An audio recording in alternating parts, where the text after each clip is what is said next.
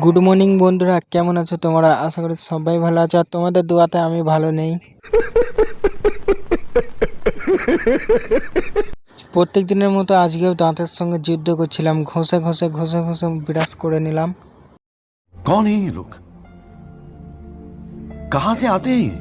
তারপর গাইস মোটরের কাছে চলে এলাম আমার বাঁদরের মতো মুখটা ছাগলের মতো করতে। তো গাইস আমার ছাগলের মতো মুখটা মোটিভেট করতে লেগেছি, কারণ ছাগলের মতো মুখটা আবার বাঁদরের মতো করতে হবে। তো গাইস মুখ ধোয়া কমপ্লিট হয়ে গেলে আমি আবার একটু মুখে পানি নিয়ে দেখলাম, তো এই শালা পানিটা তো গোবর দিয়া।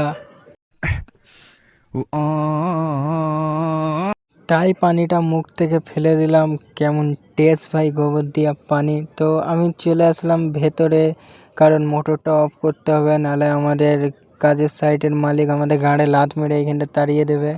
তারপর গাইস বেশি দেরি না করে সকালের খাবারটা খেতে চলে এলাম একটা 5 স্টার হোটেলে, যেখানে আমি অর্ডার করেছিলাম বিরিয়ানি।